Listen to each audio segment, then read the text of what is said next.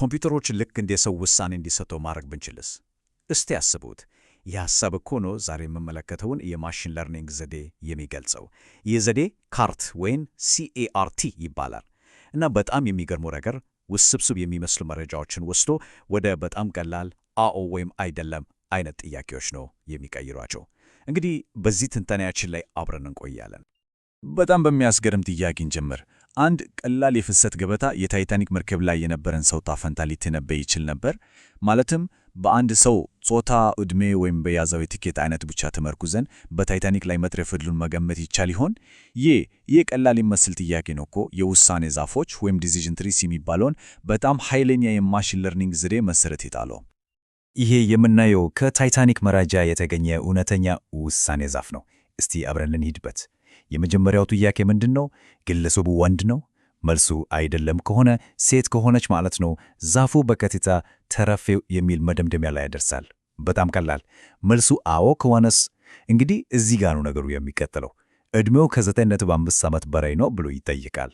በዚህ መልኩ የእያንዳንዱ መልስ ወደ ተለየ ቅርንጫፍ እየወሰደ መጨረሻ ላይ ወደ አንድ ትንበያ ያደርሰናል። እሺ፣ ስለዚህ የውሳኔ ዛፍ ማለት በይፋ ስናየው ምንድን ነው? በጣም ቀላል በሆነ መንገድ ስናስበው ልክ እንደ ፍሰት ገበታ ፍሎ ቻርት ነው። ምንም ልዩነት የለውም። እያንዳንዱ የውስጥ መስቀለኛ መንገድ ወይም ኖድ አንድ ጥያቄ ነው። እያንዳንዱ ቅርንጫፍ ደግሞ ለዛ ጥያቄ የሚሰጥ መልስ ነው እና መጨረሻ ላይ የምናገኛቸው ቅጠሎች ወይም ሊቭስ የመጨረሻውን ውጤት ትንበያውን ይነግሩናል። አንድን የውሳኔ ዛፍ በደንብ ለመረዳት እነዚህን ቁልፍ ክፍሎች ማወቅ በጣም አስፈላጊ ነው። እስቲ እንያቸው። ቅጠሎቹ ወይም ኤል የምንላቸው የመጨረሻዎቹ መልሶች ናቸው። ለምሳሌ ተርፏል ወይም አልተረፈም። የዛፉን መዋቅር ወይም ቲ ደግሞ መንገዶቹ ናቸው። ቪ የምንላቸው ተለዋዋጮች ማለትም የምንጠይቃቸው ባህሪያት ናቸው፣ እንደ ዕድሜ አይነት ነገር። የክፍፍል ደንቦቹ ወይም ኤስ ደግሞ ትክክለኞቹ ጥያቄዎች ናቸው። ለምሳሌ ዕድሜ ከ9.5 ይበልጣል የሚለው እና መጨረሻ ላይ ሲ የምንላቸው እሴቶች ለእያንዳንዱ ቅጠል የሚሰጠውን ትንበያ ይወክላሉ። እነዚህ ሁሉ ሲጣመሩ ነው እንግዲህ የዛፉን አጠቃላይ መዋቅር የሚሰሩት። እሺ፣ አሁን ዛፉ ምን እንደሚመስል እና ክፍሎቹ ምን እንደሆኑ አይተናል። ግን ትልቁ ጥያቄ ይመጣል። ይህ አልጎሪዝም የትኛውን ጥያቄ መጀመሪያ መጠየቅ እንዳለበት፣ የትኛውንስ ቀጥሎ? በቃ ይህን ቅደም ተከተል እንዴት ነው የሚወስነው? ምክንያቱም እኮ ውጤታማ ዛፍ ለመስራት ዋነኛው ፈተና ይው ነው፣ ትክክለኛውን ጥያቄ በትክክለኛውን ጊዜ መጠየቅ መቻል። እንግዲህ የመልሱ ሚስጥር ንጽህና ወይም ፒዩሪቲ በሚባል አንድ ቁልፍ ጽንሰ ሐሳብ ውስጥ ነው ያለው። እስቲ እንደዚህ አስቡት። መጀመሪያ ላይ ሁሉም የታይታኒክ ተሳፋሪዎች በአንድ ትልቅ የተዘበራረቀ ቡድን ውስጥ ናቸው። የተረፉትም ያልተረፉትም ሁሉም ተቀላቅለዋል። የአልጎሪዝሙ ዋና ግን ምንድን ነው? በእያንዳንዱ ጥያቄ ይሄንን የተዘበራረቀ ቡድን እየከፈሉ ሄዶ መጨረሻ ላይ የምናገኛቸው ትናንሽ ቡድኖች በተቻለ መጠን ንጹህ እንዲሆኑ ማድረግ ነው። ንጹህ ስንል ምን ማለታችን ነው? ማለትም ሁሉም አባላቱ ወይ የተረፉ ብቻ ወይም ሁሉም ያልተረፉ ብቻ የሆኑበት ቡድን መፍጠር ማለት ነው። ይህን ምስል ስናይ ጽንሰ ሐሳቡ በጣም ግልጽ ይሆናል። በግራ በኩል የምናየው ንጹህ ያልሆነ ወይም ኢምፒውር ኖድ ነው አይደል? የተረፉ እና ያልተረፉ ሰዎች ተቀላቅሏሉ። ስለዚህ ከዚህ ቡድን ውስጥ አንድ ሰው ብንመርጥ ውጤቱን ለመገመት በጣም ያስቸግራል። እርግጠኛ መሆን አንችልም። በቀኝ በኩል ያለውን ደግሞ የንጹህ ወይም ፒውር ኖድ ነው። ሁሉም አባላቱ አንድ አይነት ውጤት ነው ያላቸው። ወይ ሁሉም ተረፉ ወይም ሁሉም አልተረፉም። እዚህ ላይ ትንበያ መስጠት በጣም ቀላል ነው። ስለዚህ የአልጎሪዝሙ አጠቃላይ ግብ ምንድን ነው? ሁልጊዜ ከግራው አይነት ቡድን ወደ ቀኙ አይነት ቡድን መሄድ ነው። እሺ፣ አንድ ቡድን ንጹህ አይደለም ካልን ይህንን ንጹህ አለመሆን ወይም ኢምፒዩሪቲ በቁጥር መለካት አለብን አይደል? ለዚህም አልጎሪዝሙ የሚጠቀምባቸው 3 ታዋቂ የሂሳብ ዘዴዎች አሉ። እነሱም የተሳሳተ መደባ ስህተት ሚስክላሲፊኬሽን ኤረር፣ ጂኒ ኢንዴክስ እና ኢንትሮፒ ናቸው። አሁን ስሞቹ ትንሽ ከበድ ያሉ ሊመስሉ ይችላሉ፣ ግን ዋና ስራቸው በጣም ቀላል ነው። ሦስቱም ያደርጉት ነገር ቢኖር አንድ ቡድን ምን ያህል እንደተዘበራረቀ የሚገልጽ ቁጥር መስጠት ነው እና ቁጥሩ ከፍ ባለ ቁጥር ያ ቡድን የበለጠ የተደበላለቀ ነው ማለት ነው። ብዙውን ጊዜ ግን ከእነዚህ ከሦስቱ ጂኒ ኢንዴክስ እና ኢንትሮፒ በስፋት ጥቅም ላይ ይውላሉ። ለምን ይመስላችኋል? ምክንያቱም ሁለቱ መለኪያዎች ለሚፈጠሩ ጥቃቅን ለውጦች እንኳን በጣም ስሜታዊ ናቸው። ማለትም አንድን ክፍፍል ስናደርግ የሚፈጠረውን ትንሽ የንጽህና መሻሻል እንኳን አያመልጣቸውም። ይህ ደግሞ አልጎሪዝሙ በጣም ብልህና ውጤታማ የሆኑ ጥያቄዎችን እንዲመርጥ፣ የተሻለ ውሳኔ እንዲወስን ይረዳዋል ማለት ነው። ይህንን በተጨባጭ ምሳሌ ስናየው የበለቀነ ግልጽ ይሆናል። እስቲ እንዲህ ብለን እናስብ። 400 ያልጠረፉ እና 400 የተረፉ ሰዎች ያሉበት አንድ ትልቅ ቡድን አለን እና ይህንን ቡድን ለሁለት ለመክፈል ሁለት አማራጭ ጥያቄዎች ወይም ደንቦች ቀረቡልን። የመጀመሪያው ደንብ ቡድኖቹን 60 ያልተረፉ፣ 100 የተረፉ እና 100 ያልተረፉ 60 የተረፉ ብሎ ይከፍላቸዋል።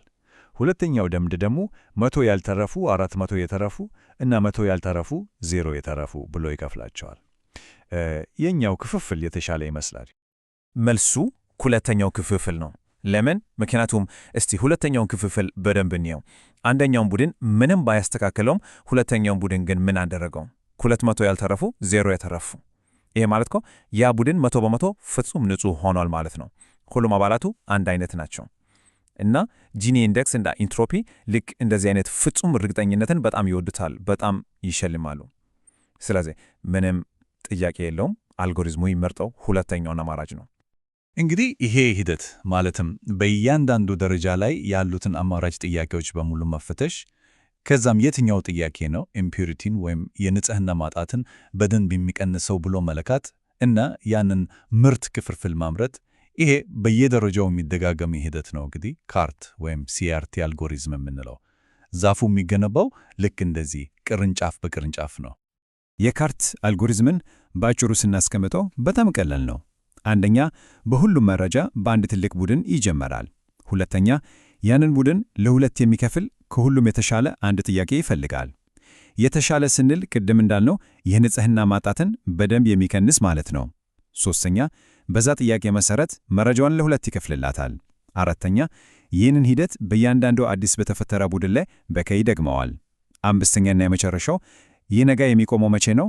ቡድኖቹን እሱ ሲሆኑ ወይም ደግሞ ከዚህ በላይ መክፈል ምንም ጥቅም እንደማያመጣ አልጎሪዝሙ ሲወስን ነው። በቃ ይሁ ነው። እስቲ አሁን ደግሞ ነገሩን ከሌላ አቅጣጫ እንየው። ጂኦሜትሪካሊ እነዚህ ሁሉ የምናወራላቸው የውሳኔ ህጎች በተግባር መሬት ላይ ምን ይሰሩ ነው? በጣም የሚገርም ነው። እያንዳንዱ ከዚህ ይበልጣል ወይስ ያንሳል የሚል ጥያቄ በመረጃው ላይ ቀጥ ያለ መስመር እንደ መሳል ያህል ነው። አግደምም ይሁን ቀጥ ያለ መስመር። ለምሳሌ ይህንን እንመልከት። እዚህ በሁለት ተለዋዋጮች x1 እና x2 ላይ የተመሰረተ መረጃ አለን ብለን እናስብ። የመጀመሪያው ህግ x2 ከ1.8 ያንሳል ይላል። ይሄ ማለት እኮ በግራፉ ላይ ከ1.8 ላይ የሚያልፍ አግዳም መስመር እንደመሳል ነው። ከዚያ በኋላ የሚመጣው ህግ ደግሞ x1 ከኔጌቲቭ 1.9 ያንሳል ይላል። ይሄ ደግሞ ቀጥ ያለ መስመር ይሰራልናል። እያንዳንዱ ህግ በዚህ መልኩ የራሱን ድንበር እየፈጠረ ይሄዳል። እና የዛፉ ጥያቄዎች በሙሉ ሲጣመሩ ምን ይፈጠራል? እነዚህ ሁሉ መስመሮች ተደምሮ የመረጃውን ምድር ልክ እንደ ቼስ ሰሌዳ ወይም ካርታ ወደ ተለያዩ 4 ማዕዘን ክልሎች ይከፋፍሉታል። እና ከዛ በኋላ በጣም ቀላል ነው። ማንኛውም አዲስ የመረጃ ነጥብ የሚመደብበት ክልል ውስጥ ያለውን ትንበያ ነው የሚወስደው። የዛፉ የሎጂክ መዋቅር እንዴት ወደ እንደዚህ አይነት ግልጽ ጂኦሜትሪክ ክፍፍል እንደሚቀየር ማየት በጣም አስደናቂ ነው። እንግዲህ ይህ ሁሉ ያወራ ነው ንድፈ ሐሳብ በተግባር ላይ ሲውል ምን ያህል ቀላል እንደሆነ በታዩ ትገረማላችሁ። በጣም ታዋቂ በሆነው የፓይተን ላይብረሪ skit-learn ውስጥ የውሳኔ ዛፍን ለመገንባት እና ለመጠቀም የሚያስፈልገው ይሄው የምታዩት ጥቂት የኮድ መስመሮች ብቻ ናቸው። በጣም ቀላል ነው። እንግዲህ ለማጠቃለል ያህል አንድ ብቻውን የቆመ የውሳኔ ዛፍ ምን ያህል አስተዋይ እና በተለይ ደግሞ ለመረዳት ምን ያህል ቀላል እንደሆነ አይተናል። እውነተኛው ኃይል ግን የሚመራው ከዚህ ቀጥሎ ካለው ጥያቄ ነው። የአንድ ዛፍ ውሳኔ ይህን ያህል ጥሩ ከሆነ የ100 ዛፎች የጋራ ውሳኔስ ምን ያህል የተሻለ ሊሆን ይችላል? እስቲ አስቡት። ይህ ሐሳብ ነው እንግዲህ እንደ ራንደም ፎረስትስ ላሉ እጅግ በጣም ኃይለኛ ለሆኑ የማሽን ለርኒንግ ዘዴዎች በር የሚከፍተው። ያ ግን ያለ ሌላ ጊዜ የምናየው ርዕስ ነው። እስከዛው ድረስ ስለተከታተላችሁ በጣም አመስግናለሁ።